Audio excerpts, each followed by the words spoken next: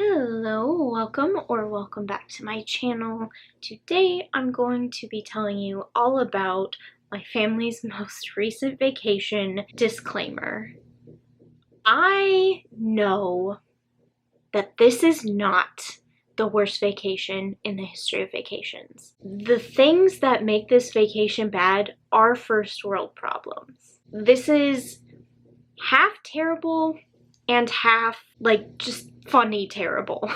Believe me, I am not so privileged that I can't see this vacation is fine by normal standards, okay? Just go along with it and laugh with me, okay?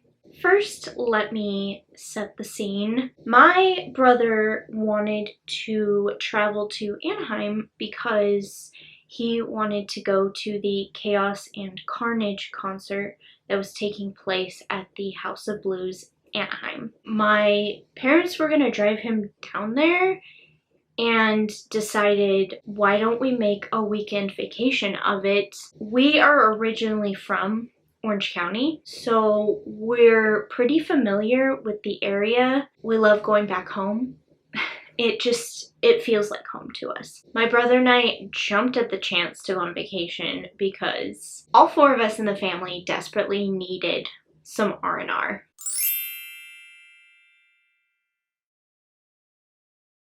We left our house in bad moods, okay? And that usually happens. A lot of people experience this for whatever reason. That first day when you're leaving your house, no one's ever in a good mood. I did not act the most mature. I dragged my suitcase all the way down the staircase in our home, and I actually broke it. I broke the handle. Also, I packed so much that it was the heaviest luggage in our car by far. This is only a weekend vacation, right? But my suitcase was so heavy, and I was trying so hard to stay angry. When I brought the broken suitcase out to the car, my family was laughing at me. Oh my god, I was on the brink of breaking. So yeah, that kind of broke the bad moods. And then my mother, being the lovely woman that she is, she prayed over all of us. And once we got on the road, we were actually fine. And the bad moods just disappeared. Here we are on our way to Anaheim, pretending like all of us weren't just in the worst moods ever. I was reading the Hawthorne Legacy in the car, trying really hard not to get car sick. I definitely failed, but I freaking loved that book. Here is a little view of Anaheim, and I'm gonna slowly zoom in on this sign. Anaheim Boulevard, which will not focus for quite a bit. Come on, focus, focus, focus. There we go. Our first stop was the Anaheim GardenWalk. Later on, my brother was going to be dropped off for the Chaos and Carnage concert at the House of Blues Anaheim. So we were just eating and hanging out. We went to Cheesecake Factory. Highly recommend the garlic shrimp pasta and the mango cheesecake. So delicious. It was a really nice day. It was warm, but oh my gosh, nothing beats that OC scenery, all the palm trees. Here's an Orange County hoodie from the store Red Apparel. I had to show some OC pride because if you don't know, that's where I'm from. I was wandering around waiting while my mom purchased a Hawaiian print baseball cap for the baseball game. I don't know why she didn't wait and buy an Angels hat. This one ended up being cheaper anyways, and it was cute. These are gorgeous lanterns that were all around the mall. So pretty. I had to get a shot of them. This is from the Ballpark Princess art series from S. Preston Art and Designs. Different Disney princesses representing California sports teams. Cinderella representing the Chargers, Jasmine the Rams, Anna the Kings, Rapunzel the Clippers, Belle the Dodgers. Ew, ew, ew, ew, ew. All that matters is Elsa representing the Ducks, go Ducks, Snow White representing the Lakers, wearing Shaquille O'Neal's number 32, go Lakers, and Ariel representing the Angels. Go Angels. That's all that matters. Google Ballpark Princess and you'll find everything you need to know. This artist actually has a gallery at the Garden Walk, but I didn't know that until later, so I didn't get to go in. But now you know. This is another piece from the series. Ariel in a white Angels jersey wearing the number 27 Trout hat, as she should. Mike Trout is a legend, future Hall of Famer, MVP. We love to see the representation. This is me on the top level getting a beautiful shot of everything down below, minding my own business, not realizing who is walking towards us. My brother is a huge Suicide Silence fan. They're one of the bands playing at his concert later on. Their guitarist, Garza, was walking towards us, right? And he saw me with my camera and moved out of the way, and he was like, "Oh, I'm so sorry." And I was like, "No, you're totally fine. Go ahead and walk by." And he was so nice, and my brother acted really chill, but it was really cool that he got to see him. I'm glad he had that experience, seeing a band member he really likes. Yeah. Oh, you're fine. Sorry.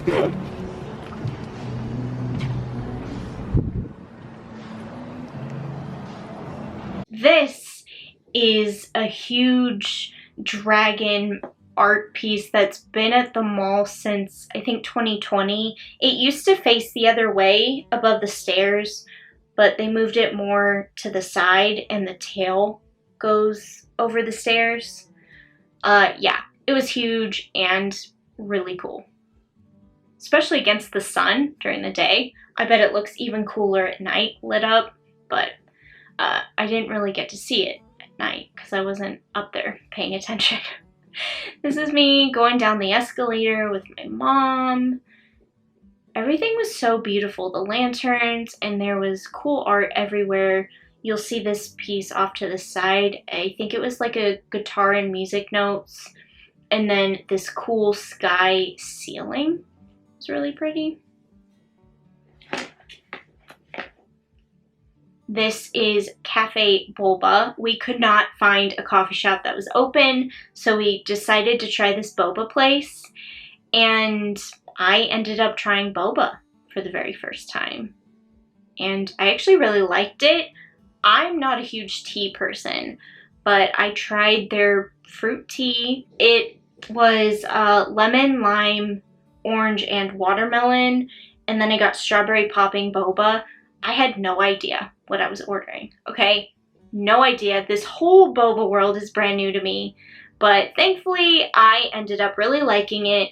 And since I don't like tea, I think I'm gonna stick with fruit teas in the future.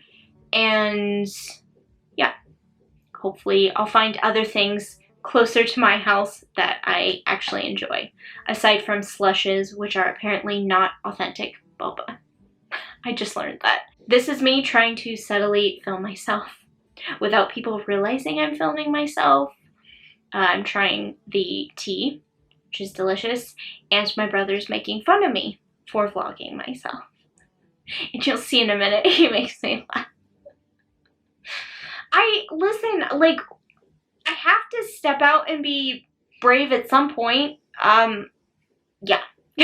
We had a great time walking around the Anaheim GardenWalk for a few hours before we dropped off my brother for his concert. After that, my parents and I checked into the hotel. We split up. My dad took all our luggage on a cart up to our room. Bless him, I don't know how he did all that by himself. My mom and I drove the car just like around the corner to the parking lot, and there's a little stop. Turns out you had to scan your room key to get into parking. We didn't know that, so my mom has to back up, make a U-turn, and drop me off so I can catch my dad and get one of the room keys because he had both of them. He was already out of the lobby, like so fast, even with all the luggage. So I actually had to go up the elevator and go all the way around to the front of our room where he was, and I ended up helping him move the cart because it was very heavy. I helped him navigate it to the room. He gave me one of the room keys. I went downstairs, got back in the car. We drive around the corner again, and we're scanning the key. It's not working. We're scanning it. It's not working. Scan it a third time. It's not working. My mom backs up, does a U-turn. She goes in and has it remagnetized. Finally, we get it to work. This whole time, I've been anxious because the Angels game has already started, and I really wanted to watch it so I could text my brother updates. We're in Anaheim, right? I'm assuming it's going to be on the television, but it is not. Every hotel's different with cable, I know, but I just assumed being in Anaheim, the Anaheim Angels, I know they're the Los Angeles Angels, but they're the Anaheim Angels, okay? They're an Anaheim team. I just assumed they would be on TV. So at that point, I had to navigate the horrible hotel Wi-Fi to try and get the game on my laptop through the Bally Sports West website. I had a freaking meltdown, but I finally get the game up. I wouldn't say they were halfway through, but maybe they were. Anyways, after all that hassle, we lost to the Phillies. So was all of that even worth it? Absolutely not. Later on, my parents and I leave the hotel to go to the garden walk to pick up my brother. It is absolutely packed. The nightlife is hopping. No one says that anymore, but it was crazy. And we're driving around thinking, should we just wait and then pull up to the curb and pick him up? But there's just nowhere to go. There wasn't a good place to wait, and we didn't really want to keep driving around in circles because of the traffic. So we had to suck it up and go back into the parking garage. It was, oh my gosh, so busy, but we were able to find a parking spot and back in. We walk to this little picnic area to wait. It's right below the House of Blues. We ended up waiting about an hour. It was chilly outside, but it wasn't freezing. I didn't find it that bad because I like cooler weather anyways. It was just hilarious because we didn't realize there would be clubs open. So there were young adults everywhere, and they were lining up to go to this club on the left side, and then there was this Mexican restaurant on the right side who was also doing some kind of live DJ club type event. Just loud music coming from both sides. And at one point I looked over and my dad was just kind of like dancing along, and we were just like, I mean, if you can't beat them, join them, right? So yeah, for an hour, that's what we listened to. Finally, my brother came out and we went back to the hotel. My brother pulls out the couch bed to lay down. It is so disgusting. There are mysterious stains all over it, top and bottom. There was also used milk and half-eaten cake in our refrigerator, as well as dirty counters. On top of that, my mom was not convinced that the two beds had fresh sheets. They were very wrinkly and lived in. We complained and explained the situation. The staff was super nice. They immediately gave us another room. That meant packing up our stuff and moving up one floor past midnight. We are exhausted. The second room seems cleaner, but the kitchen still doesn't seem super clean. The refrigerator is empty, but the counters still seem dirty. The couch mattress is also technically not as stained, but there's still some marks on it and a cigarette burn on the bottom. But at that point, we were so exhausted that we decided it would be fine with two sheets on top of the mattress. We just dealt with it. Also, the couch bed was on a slant. My brother and I just pushed through the back pain. We've had horrible sleeping arrangements on vacation our entire lives, so we just accept and adapt.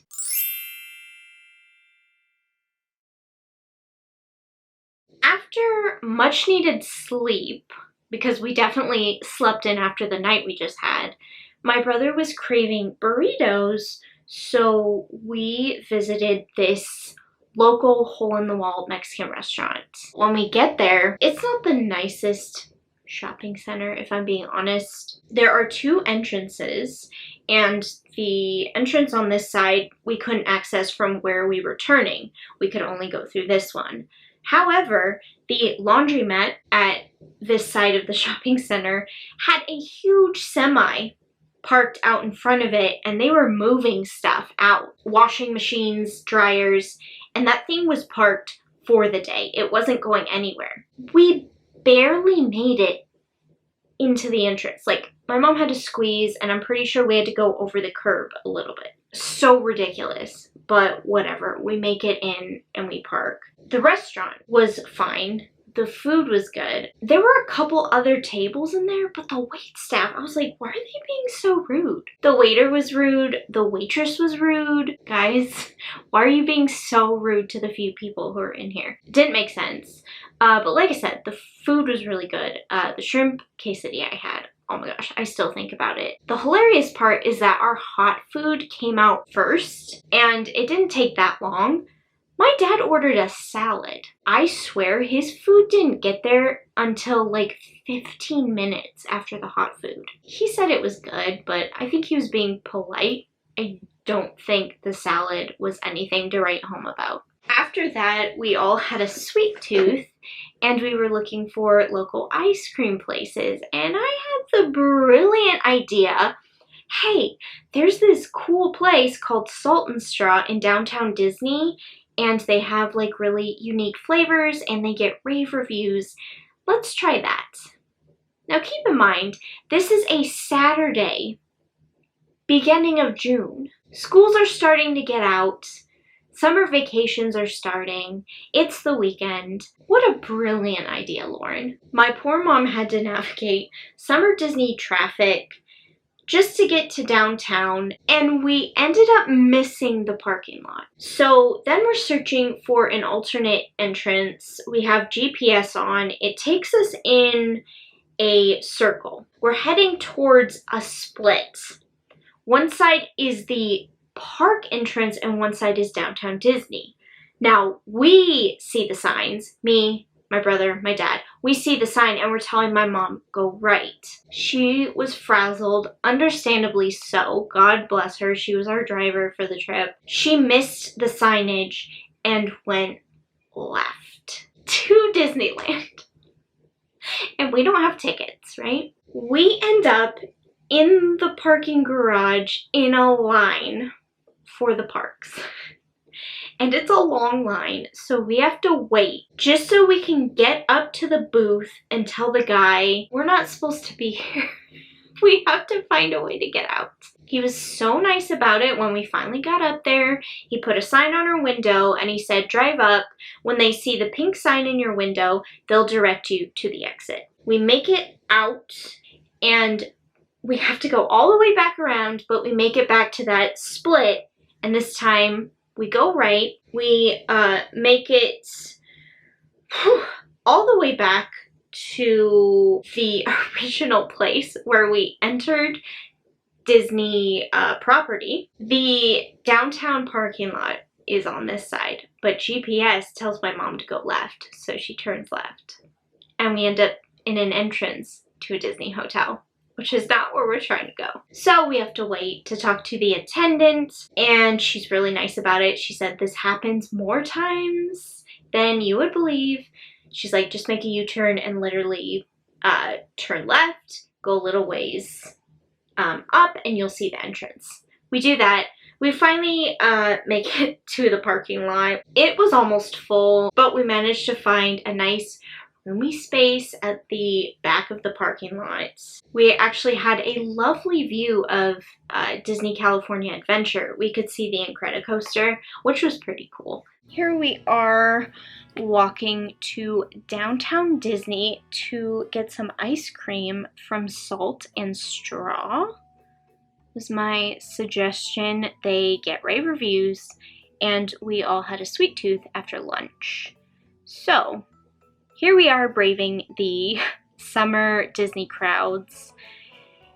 It was a nice taste of Disney, but probably more than enough for us on this trip because I can't even imagine the crowds at the park. This is just downtown Disney.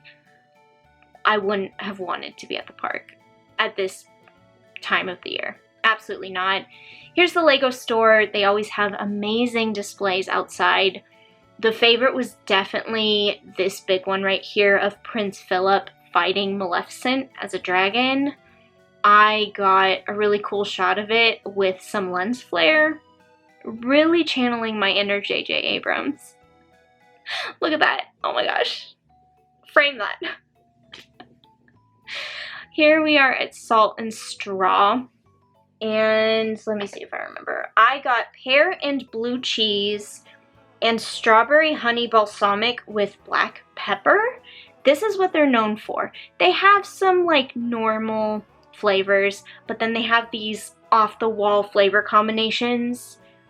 I wanted to try blue cheese. That was top of my list. I ended up really liking both. But the strawberry one just tasted like strawberry ice cream to me. It didn't taste any different.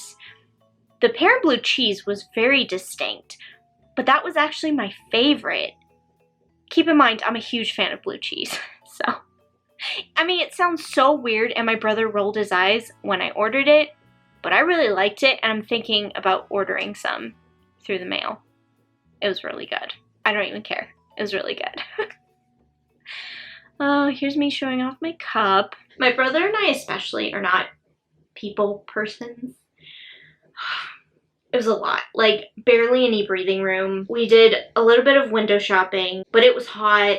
We stood in line. We scarfed down our ice cream because it was melting. We stood in a long line for Starbucks, which was so packed. Got our coffee and we booked it out of there. We didn't want to stay anyways because there was an Angels game on. It's already started, but we catch most of it. You guessed it, the Angels lost. We went to the pool later on.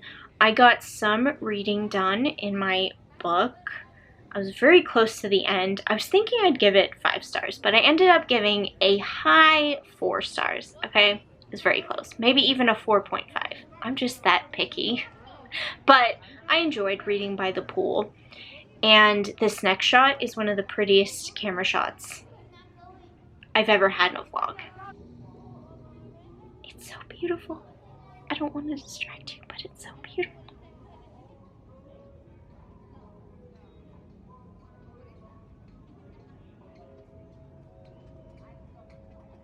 There's this big rowdy group monopolizing the hot tub, which is what my dad was looking forward to. They had their music blasting and they were talking so inappropriately about sexual things, and there are families at the pool. I'm like, as a parent, I would be so pissed off. My dad finally left because they were definitely not leaving until the hot tub closed at 10.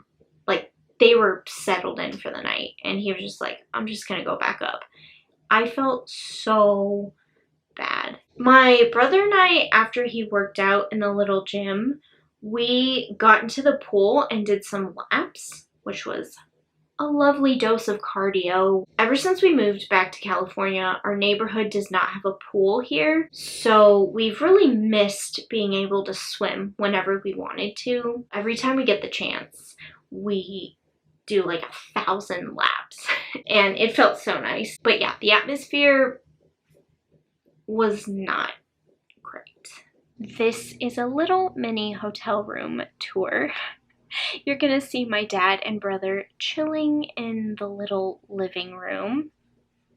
I did this secretly because no one really wanted to be on camera. And this is my mom, bless her heart. She's watching Forensic Files before bed. That's where I get it from. That is genetic, absolutely, 100%.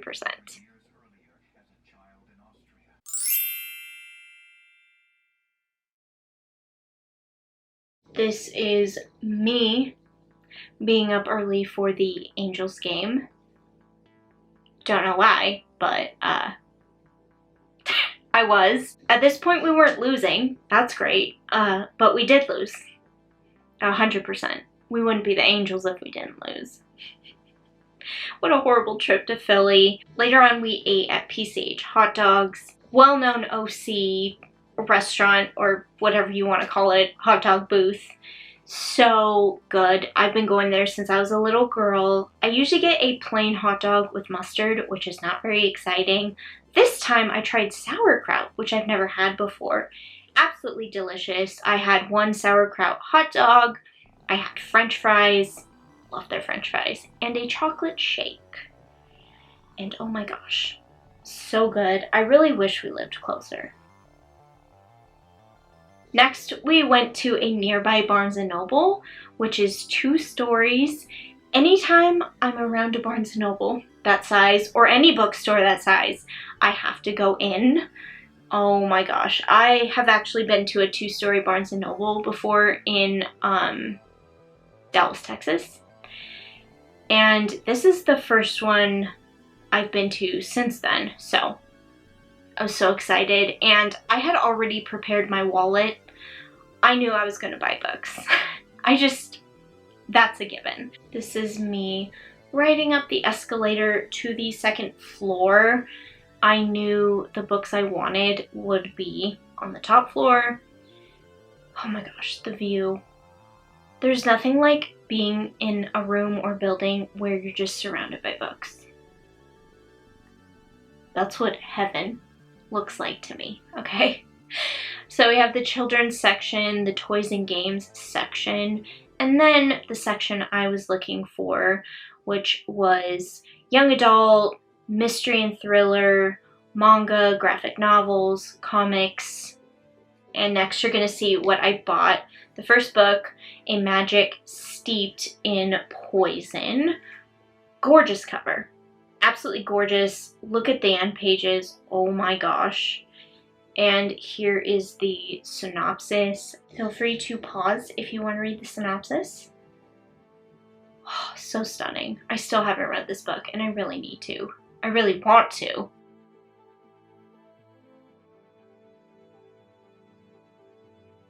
I also got another Agatha Christie book to add to my growing William Morrow collection, Towards Zero. I really want to read this in summertime because it's centered around tennis, which gives me summer vibes. So hopefully I can read this before I'm in full-on fall mood, which will happen very quickly in August. So I need to get to this one. Next I picked up Hyde. I kind of regret buying this book. I had already heard terrible reviews, like literally 1-star reviews. But the premise sounds so good. It gives me Squid Game vibes. I just was really curious, but after hearing some of the reviews, I should have checked this out from the library or read it on Scribd, if possible. But I bought it. Can't be undone. If I don't like it, I'll just sell it because it will be in brand new condition. Pause to read the synopsis if you want to. Here's me reading the first few pages. Nothing to hate so far, but I'm so terrified that I have yet to read the full book. Like, I'm waiting for the hate to die down because I really want to give it a fair chance. This is Shady Hollow. Oh my gosh, I've been wanting to buy this book for so long. This is a cozy mystery series featuring animal characters who live in a woodland village. And the sort of main character is a reporter, Vera Vixen, the fox, who solves murder mysteries. Oh my gosh. I've actually since read this book, and I don't want to give anything away, but I freaking love it. It's so good. I immediately bought the next 2 books after I finished it. So definitely check it out if any of that stuff piques your interest. This is me and my brother at Round 1 Arcade. There was a mall across the street from Barnes & Noble. We checked it out, but it was so busy. We didn't really do much, but we did refill our cards. So next time we go to our local Round 1, we'll have lots of money to play games. We usually try to go on off days, but this was kind of a spur of the moment thing. Not a big deal. I mean, it was still fun to walk around, see what they had. It was just way too crowded, especially for 2 siblings who don't like crowds. It was a lot happening all at once. Yeah, as you can see us walking around. It's a lot. And there were groups of people monopolizing games, and the games that were empty were mostly out of order, which was so bizarre. There was even this guy monopolizing DDR, which is one of our favorite games and an absolute must anytime we're in an arcade. But this guy was settled in. He even had a sweat towel. He was wearing gym clothes and he had his sweat towel draped over the little railing. Sir, this is an arcade, not a gym, okay? I get it. DDR is so much fun, great cardio, not the place. There was this dad and daughter waiting to use it, and I felt so bad because that dad had no chance. His daughter was not playing that game on that day. Like, not a chance. That guy was not leaving anytime soon. This is my book haul from a used bookstore inside the mall. There were some childhood books in there that I really wanted to buy for my collection, an Abby Hayes book, and some A to Z mysteries. They're so cheap that even if I already own them or I decide not to keep them, I just donate them back to a used bookstore. I got 7 of those childhood books plus the 4 from Barnes & Noble, so 11 books total. That night, my brother, dad, and I tried the pool again, and this time we got into the hot tub and we got at least 30 minutes of bliss, and we actually met some really nice people. That was really nice, and we got to stay right up until closing time. This was probably the best day of the whole vacation. Day 3, hands down.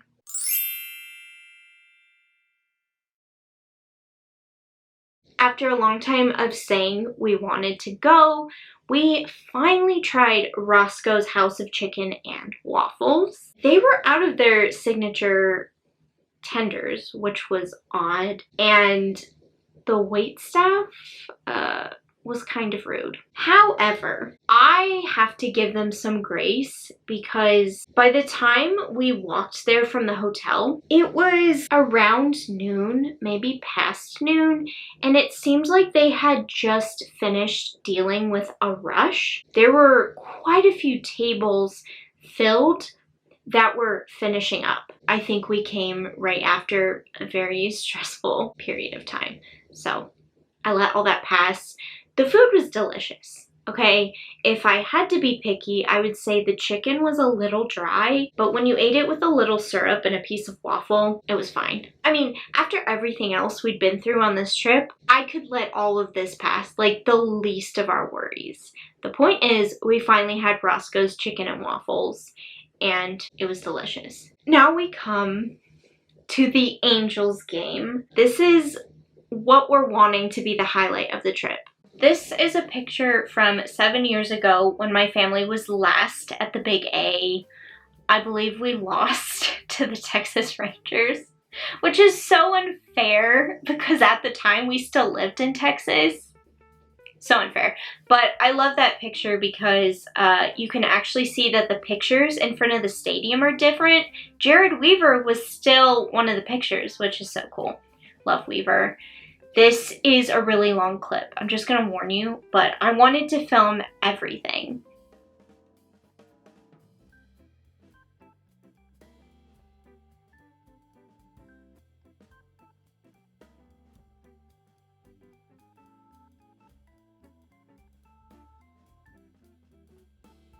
you see the classic big baseball caps, and you see the left side photos, Shohei Ohtani, my man, Anthony Rendon, Noah Syndergaard. You see the baseball bats and the Angels baseballs. You can't really see the Angels Stadium sign yet. And then I'm gonna pan to the right.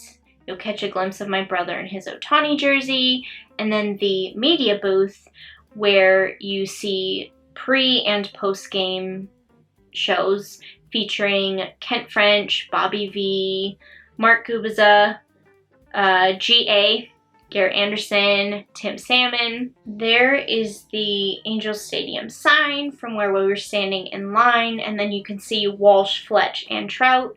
Their pictures are on the right side.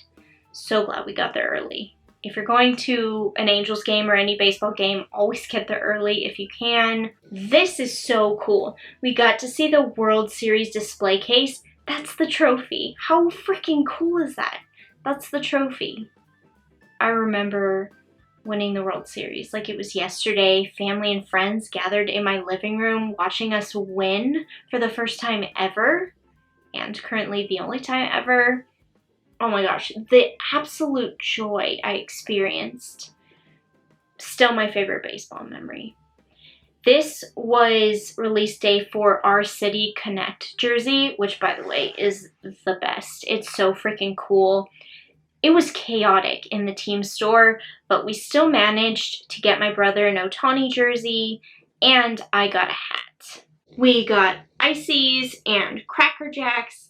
Everything was going great. But I should have known this game would be a train wreck, and let me tell you why. Number one, I bought a Rendon jersey, which hopefully you can see. And I unintentionally bought tickets to a game on his birthday. Our seats were in front of third base, which is his position. My man Tony ended up injured and didn't play. Oh no. And now, present time, he is out for the rest of the season, which is just the cherry on top. Number two, we were in the middle of a franchise record-breaking losing streak, which got up to 14 games before we broke it 3 days later on Thursday, June 9th. I am so glad they waited till we left town to win.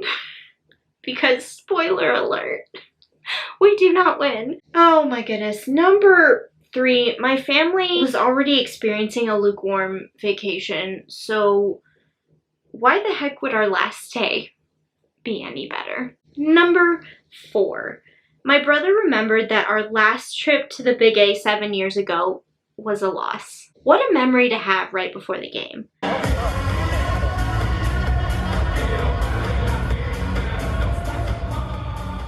The next thing you're going to see is a clip of our lineup being announced for the game. I know it's long and it goes through every player, but there's a reason. Our lineup is rarely ever the same, and also you'll see on the screen our manager, Joe Maddon. Something happens the next day. I'll just give you that hint. And then the clips after that during the game, not a lot happened. What you see is Noah Syndergaard pitching and drawing a pop out, Ohtani getting a base hit, Trout getting a base hit, and then Max Stassi getting thrown out at first. We challenged it, but we lost. You'll hear lots of loud boos. Third baseman, number 5, Matt Duffy. Woo! Batting second, the designated hitter, number 17, Shohei Ohtani.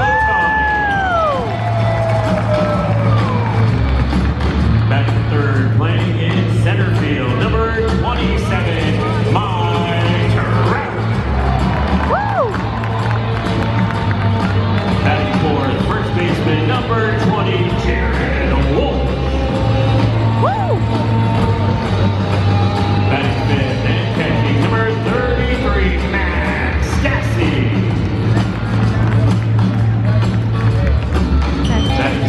playing in left field, number 16, Brandon Marsh.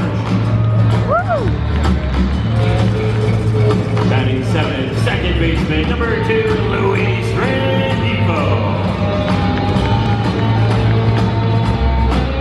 Batting 8th, playing in right field, number 7, Shohei. Woo! Batting 9th, shortstop, number 4, Andrew Velasquez. The starting pitcher for your Angels, number 34, Noah Syndergaard. Woo! That is the starting lineup for your Angels.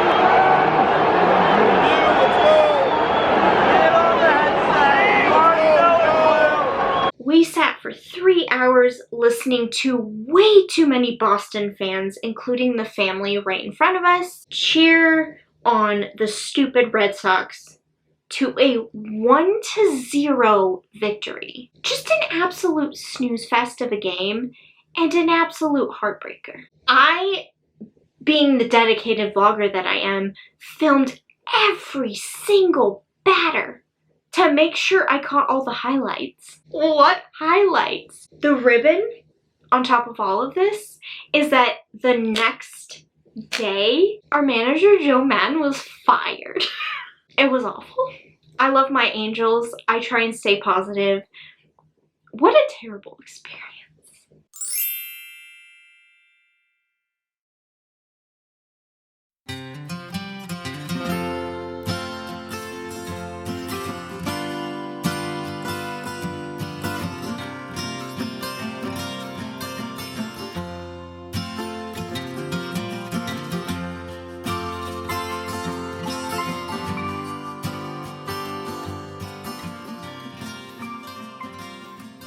We woke up early and left by 9 a.m. so my dad could make it to his board meeting on time, which is honestly the perfect ending to this particular vacation. God bless my resilient family. I call this the vacation from hell. It's really just a mediocre vacation in a long line of mediocre Stewart vacations. As I say, after every vacation we've ever gone on, there's always next time. So keep an eye out for that next vacation vlog. There will be stories to tell.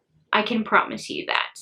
If you have funny or horrible vacation stories of your own, I would love to commiserate with you down in the comments. If you enjoyed this Anaheim vacation vlog, please give it a thumbs up.